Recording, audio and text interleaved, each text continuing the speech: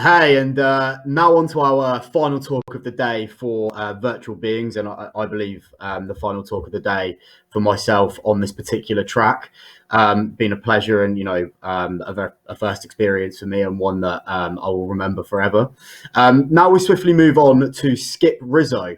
Skip is known for amazing work in medical VR. He is the director of MedVR at the USC Institute of Creative Technology, sorry. Over the last 25 years, Skip has conducted research on the design, development, and evaluation of VR systems across many domains. And I'm sure Skip is here to enlighten us. So over to you.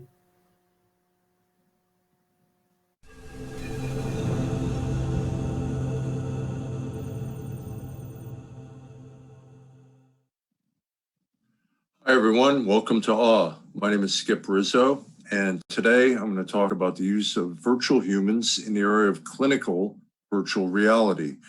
Our work has taken place at the University of Southern California Institute for Creative Technologies. I'll cover a bit of our work along the way and talk about some of the work of others.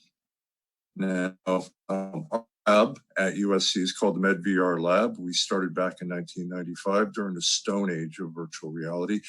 But since that time, we've evolved into developing clinical applications that address psychological issues, cognitive issues, motor issues, or physical therapy type issues, and the use of virtual humans. And in all the talks or all the applications I'll highlight today, it involves some level of virtual human engagement. So in one example for the use of psychological applications, we use virtual humans in exposure therapy for helping patients with PTSD from the Iraq and Afghan conflicts overcome their fears and reduce their anxiety by gradually confronting and exposing themselves to difficult emotional memories in a safe place. So here's an example of what that looks like.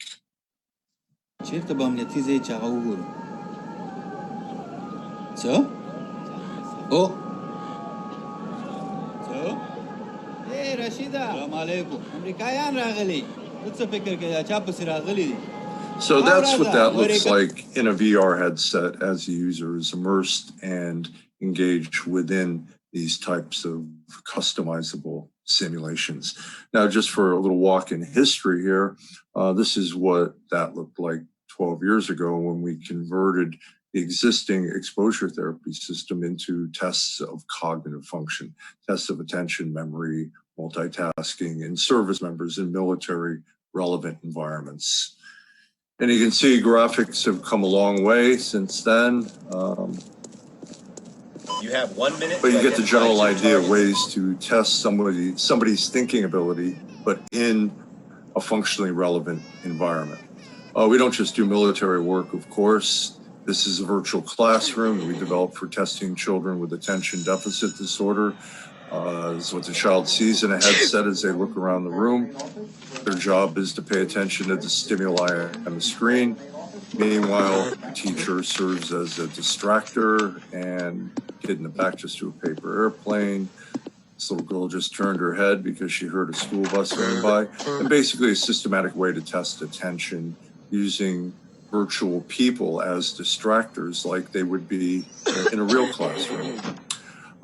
We've also used avatar representations for physical therapy, in this case using a Kinect type sensor camera.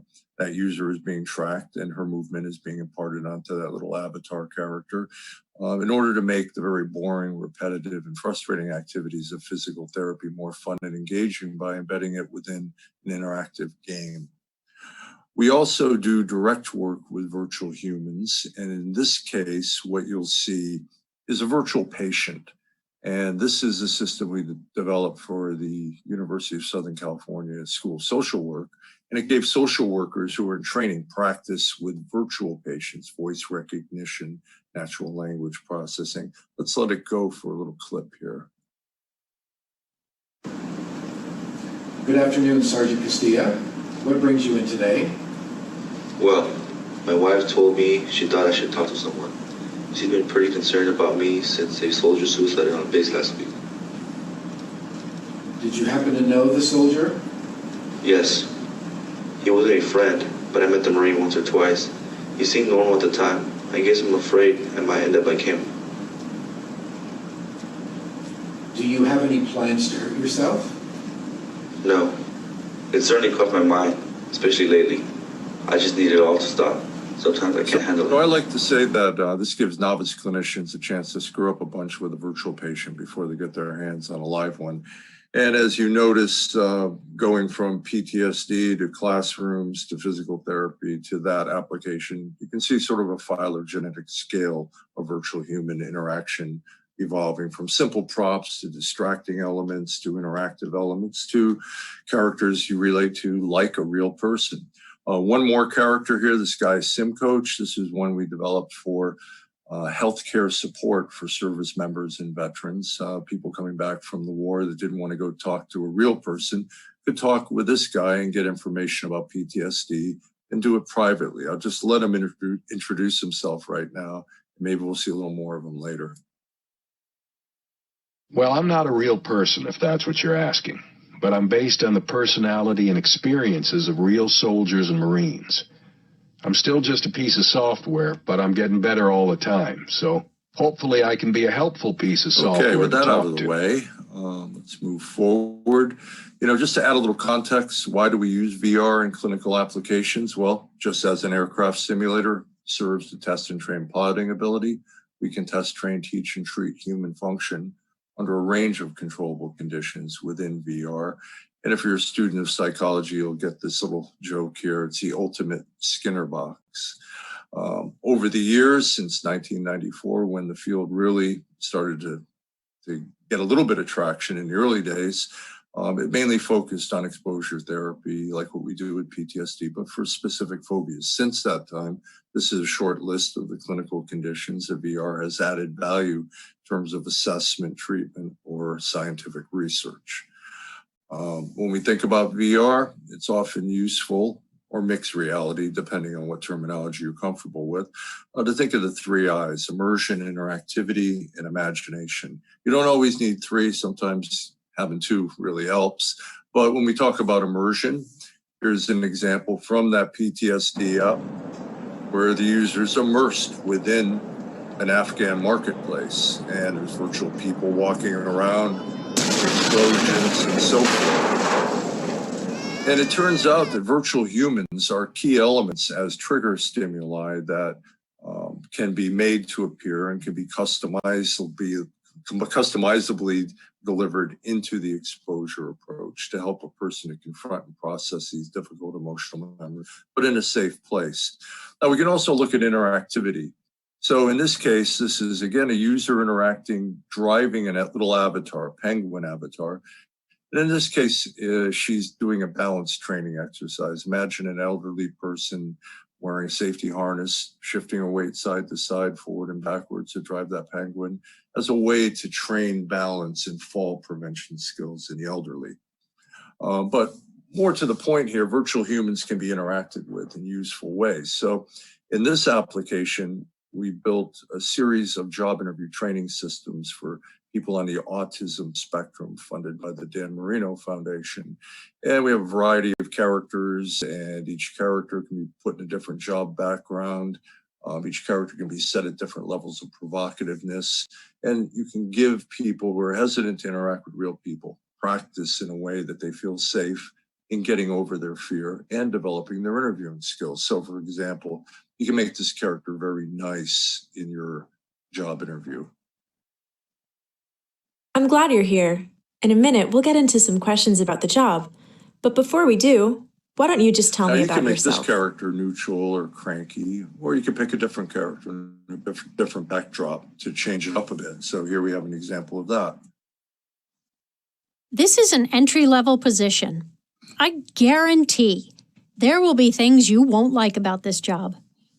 That said, what's the most important thing you think you're looking for in a job? So what about virtual humans? Well, people have been doing them for a while. They're getting better all the time. Sometimes people say maybe they're going to hit the uncanny valley. I'm not so sure about that. That might hold true with robotics, but I think I think we may be doing a little bit better job with virtual humans so that people engage with these characters, as you'll see. And certainly there's a significant amount of research that's been done in the area of avatars, autonomous agents in virtual reality or virtual environments. It's a hot topic in research, and it goes back a ways. This is some very primitive virtual humans from 1999 used for people with panic disorder and agoraphobia, and again, an exposure approach. And the interesting thing, as primitive as these characters were, they got the job done. The results training in a VR simulation to get over that condition was as good as if you use real people in a real world in a controlled way, which is oftentimes very impractical. More recently, in 2017, social phobia, VR was actually found not just to be as good, but a little bit better than using real people. People had more time to do the trials. They were more willing to put themselves out there in a VR environment. Fear of public speaking, another popular one. These, again, are old school images that show the history a little bit of where we were. And now these are commodity items. You can download these on any standalone headset, to download these programs and practice on your own, which may be a good thing. You know, everybody's got a little bit of this challenge, but it still is a clinical condition in extreme form. So we have to be thoughtful about, are we putting too much out there without a clinician supervision, too much self-help, or can self-help be ethically and safely applied for these kinds of conditions? Now, more recently, Dan Freeman at Oxford has done a fear of height scenario with a virtual human guide that helps guide you through the process. And they found that the results with patients over a 2-week period using it at home versus in a clinician's office was equivalent. So we're moving in that direction, but we have to have ethical caution in how we apply this stuff in the clinical realm. I'm going to skip over this one and jump to autism. Now, this is, again, very primitive, 2002, a social skills training system for folks on the autism spectrum. Different settings you could put people in, different prompts and so forth. In a lot of cases, these more impoverished characters were easy for some folks on the spectrum to interact with. They weren't as complicated. They weren't overwhelming. And so good results were derived from this kind of work.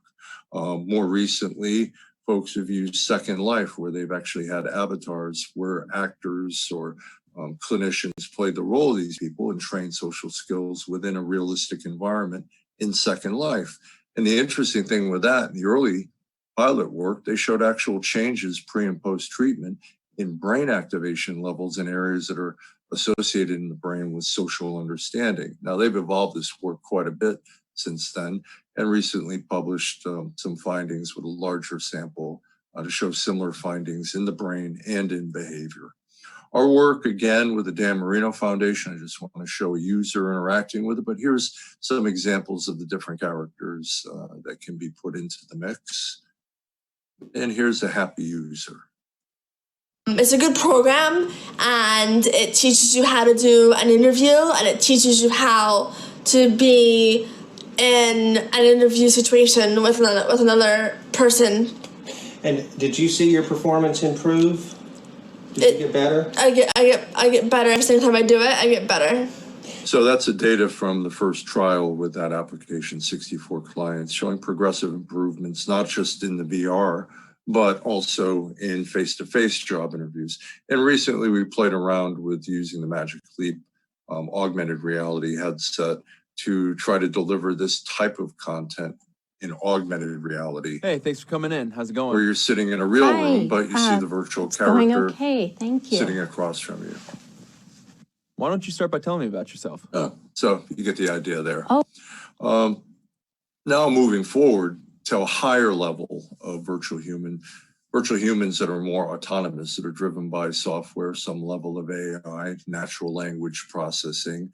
And the Institute for Creative Technologies over the years has done a lot of work in this area of virtual human agents, done a lot of applications, some for the military, many in the area of clinical space. We did one which was a mixed reality environment with 3 virtual humans you could interact with. It was called Gunslinger. Some of you may have seen it, but this is the guy from Jeffrey Wright from Westworld, getting a little tour of our gunslinger saloon it's actually from 2008, but this was recent that he came to give it a little bit of a visit and see the virtual humans that we had created in that setting, early Westworld. But on a more practical level, for clinical training, as I mentioned before, this is a big area where clinical training often relies on actor patients, and they're in short supply and they're often not well trained. So one of our early applications looked like this, very primitive, 2007. This is a doc interacting with that character. I'll just show you a second here. Very primitive, very basic back then. What brings you into the office today? Something bad happened that night. I'm sorry to hear that. Can you tell me what happened? I was in the car with Eddie and he stopped the car and wanted me to kiss him, but when I tried to stop him, he threatened me with a knife. So you get the general idea, and the interesting thing from that early research is that clinicians in training ask similar questions of the virtual patient in spite of the impoverished nature of it, as they did when they were in actual real clinical interviews with actor patients. As you've seen, we've done other work in this area. Good afternoon, Sergeant Castilla. But this is where we are now. We have a wide range of characters that can be put into different clinical settings and allow doctors, psychologists, social workers practice their clinical skills with these characters. As I mentioned, we have a large library of different characters that can be brought to bear on this. We can make each character in a different weight class, as that might be relevant for some clinical conditions.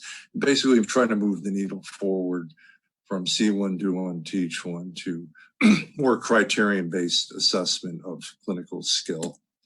I'm not going to let this run too far, but this is an app we developed for training motivational interviewing. Hey, how's it going? I'm good. Look, this is my wife's idea. So you get the idea there. And the interesting thing with that work was that we actually showed that a brief period of training, 45 minutes with a virtual patient on top of the standard online training at the VA, led to significantly better results when the person actually did motivational interviewing with real people. That paper's under review right now. It'll be out shortly. Our work with SimCoach, who you saw before, let me just pop her up. This is the female version of SimCoach, and basically a safe place for people to interact online with characters to find out healthcare information, understand their situation a little better. Not a doc in a box, and a replacement for good clinical care by a real person.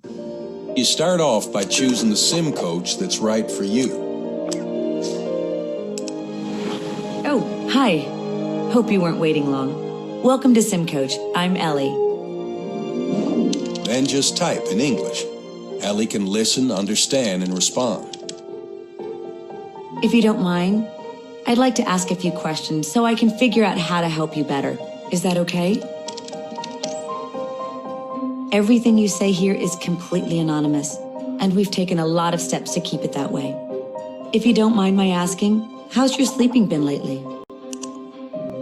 Here's a link on the do's and don'ts of good sleep hygiene. So in that application, that was from 2010 when we first built it, natural language processing and voice recognition wasn't so good. So we relied on a text interface, but now these characters can all be talked to.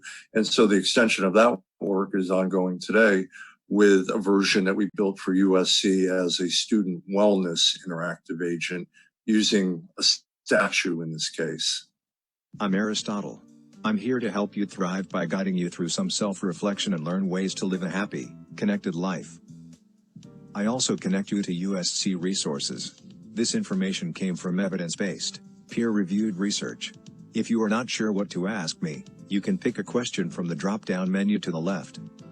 You can talk to me about sleep, stress, mood, healthy communication, or relationships. Feel free to interrupt me at any time during our session by clicking Next. How can I prevent stress? One of the most basic steps is to make sure you are taking care of your body. First, make sure you are still eating regularly.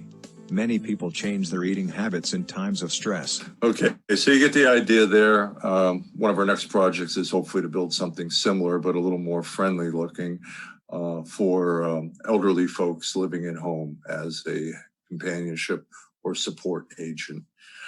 Finally, one of the projects that goes a little bit beyond all this, and that is detection and computational analysis of psychological signals. So think of a sim coach with a webcam, a Kinect, and a microphone as eyes and ears on the user. And the character can pick up your facial expression, your vocal prosody, and use those signals to predict the user's psychological state or emotional state. This is a big area that's been emerging in the last few years. We go from sim coach when we add in this sensing component to sim sensei. Okay, so here's an example of that. How are you doing today? I'm doing well. That's good. Where are you from originally? So she builds small talk initially. I'm from Los Angeles. Rapport, but then she gets into I'm from LA myself. Gets into the real stuff. When was the last time you felt really happy? When was the last time?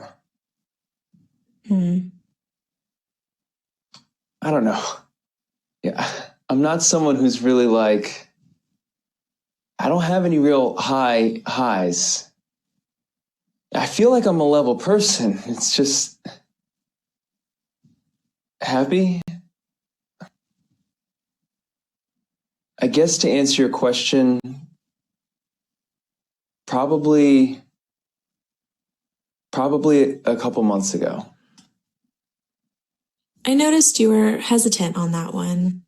Would you say you are generally a happy person? So not only can the sim sensei detect and change her follow-up reply based on what she sensed in your behavior, but we can quantify all those elements and get some kind of a initial assessment of the user's psychological state based on the stress. And we've done this with many users and built a large database to do this. I'm running out of time, but I want to just finish up with a couple of things. And that is that basically this type of sensing allows us to add a third leg to the assessment stool, going beyond just self-report or physiological monitoring to assessment, automatic assessment of behavior. We found that when people think they're talking to an agent as opposed to talking to an avatar, that there's a real person in the loop, that they feel more comfortable, less fear of evaluation, less worry about impression management, more intensity of sadness displayed when they think they're just talking to software. They generally feel more comfortable speaking to software than to a person when they're in this state. As well, we did a study with the military, with service members coming back, finding that they reveal more mental health issues when they talk to the character, as opposed to doing things on a standardized checklist, whether it's the traditional form or it's anonymous. And finally, let me jump out of that, some virtual human applications that run on a mobile phone. And this is one we're doing for the military right now. I don't have time to have him do his whole gig, but I just will let him introduce himself. Battle Buddy. Welcome back. Let's get this daily check-in started. How are you feeling right now? So he goes on and guides you through deep breathing exercises. Next, let's record your daily reflection. I'd really like to hear about your day. Anyway, being a service member can be stressful. Looks like you got it. Just some clips. Nice work today. Hit next to see your score report. And we can sense things from a Fitbit or an Apple Watch that feed into this. But generally, a lot of features that are available with virtual humans, always available. They automate processes. They can capture a lot of data, promote user engagement, branding, and so forth. And there are many areas where I see in the next 5 years, we're going to see virtual humans involved in many applications. Now, with traditional therapy, I want to close with this as a cautionary tale. You know, we like having real people in there, but. Hi, I'm Ellie. Thanks for coming in today. I was created to talk to people in a safe and secure environment. I'm not a therapist, but I'm here to learn about people and would love to learn about you. I'll ask a few questions to get us started. And please feel free to tell me anything. Your answers are totally confidential. Are you okay with it? This will likely be the most contentious issue in all the healthcare professions. As AI gets better and virtual humans get better, we have to really take a close look at how far we can go, but how far we can do this safely, promote access, to help people overcome challenges, but not to replace real people when they're really needed. So with that said, bright market ahead, my shameless promotion slide, a recent book we put out. You can look it up. And if anybody wants a copy of these slides, send me an email. And sorry I went over a little bit. Thank you for your time. I hope you found this talk to be useful. Hey, Skip, thank you so much, and a pleasure to have you. It's honestly, and I guess many of us can completely relate that, you touch on a number of massively important factors, that is probably close to home for a lot of people, which leads me nicely really into my first question, and one I'm very keen to know the answer on. Obviously, this technology and the data that you effectively have shown us, is it takes massive change and effect to many people for many circumstances. But for example, if I talk to my mum about this topic, she would be absolutely clueless, right? So, what is being done to drive this to mass market and make it more accessible for people at home, that struggle with autism or need that extra bit of advice and so on and so forth? Yeah, well, there's a number of companies that are exploring this space, building out what we call chatbots or other types of virtual human interactions and so forth. Hold on, I have a phone going here. No worries. sorry about that. But what we've been trying to do is to build out these applications that we can document, actually add value by showing real research, not just making claims about this, and seeing where the sweet spot is. So the autism work, really a sweet spot, because these folks are really hesitant and overwhelmed in their interactions with real people, but they are drawn to the technology. So, you can engage them and you can help them to practice, whether it's an exposure therapy thing or a confidence building approach or learning a skill. You can do that. So that particular application went out to about 180 sites. That's not big numbers in the business world, but certainly for a research application, it has value. The USC Ask Ari application with the statute that's being modified now, that's publicly available to 50,000 people. So we're looking at that data very closely to see what we need to evolve and what benefits it derives. But we do need to do the research to show this and to see what the ethical boundaries are. No, thank you so much. It's great insight, as I say, and again, very close to home and important, I think, for many. A good question, and one from one of the attendees. How can you guarantee, especially to insecure individuals, that everything will be kept confidential?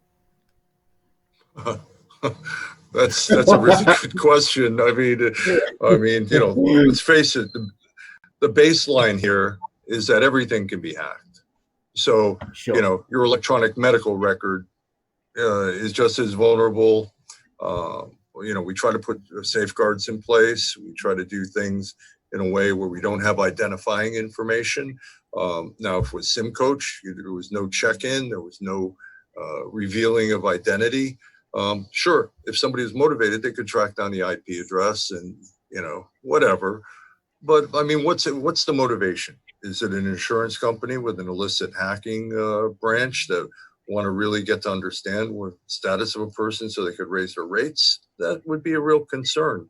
In psychology, we're held to serious ethical standards in terms of protection of confidentiality. So in any of the things we build, we try to build in proper encryption and proper protections. And, of course, informed consent for anybody interacting with these things. There's always that risk, but now you got to look at the risk benefit. Sure. You know, we know that 70%, based on World Health Organization data, of people with mental health problems never see the inside of a therapy office. So can we either convince them to come in by having some positive engagement with a piece of software, or how much self-help can we ethically and safely push out to help these folks? You know, I guess it's a very I think fine COVID line has between. taught us. Yeah, I think COVID has taught us something right now. The fears about teletherapy and telemedicine, you know, that's been around for a while, but people have still been sketchy about it. But now, where this experiment of nature that COVID has delivered to us, where we now have to explore it, I think there's going to be a big push in the teletherapy area, as well in many of these other technology applications in healthcare. Sure, and I guess and a bit more of a light-hearted question, and one that another attendee has raised in the chat, and I believe someone may have answered that for her. But obviously, people are very interested in this topic, and as I say, again, very close to home for a number of people. What is the website and the best way for people to contact you about this work? I think I don't know if that's potentially answered in the chat, but I guess people would love to reach out and dig deeper. So yeah. Yeah. Well, you know, if you punch in USC Institute for Creative Technologies, our website will come up in connection to me. My email is, you know, pretty much out there, you know, so it's my last name. LinkedIn a good I'm format on to connect? LinkedIn. Yeah, I don't check it all that much. You know, I'm an old school email guy. No, but, absolutely. try me anyway. Yeah, absolutely. And again, you know, I actually personally wrote out a long list of questions here, but unfortunately, I am out of time for the end of today's track. And you know, it has been an absolute pleasure. And you know, for myself personally, again, would love to dig deeper into the numerous topics here. I actually work on a number of medical type projects here in the UK, so you know, something I can relate to. Potentially something that we could talk about. So, yeah, thank you so much. Yeah, amazing. And again, thank you so much for joining us. You know, extremely insightful. And I guess we'll speak again in the future. All right. Thank you, everyone. Amazing. Bye-bye. Take care. See you later. Just obviously, you know, amazing chat from Skip. Again, would love to have gone on in detail there. Many questions and many great questions surrounding the topic of medical simulation and across all types of topics. But that is it from me today. Thank you for joining us on the virtual beings track, and anybody that also joined me on the alternative AR track. My name's Ashton, as you can see below, and it's been a pleasure to join you all.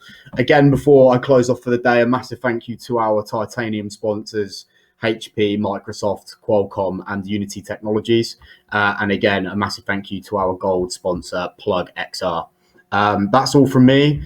You know, feel free to reach out to me, LinkedIn, on the AWE website, you know, whatever you wish. And I look forward to talking to you all in the future. Take care.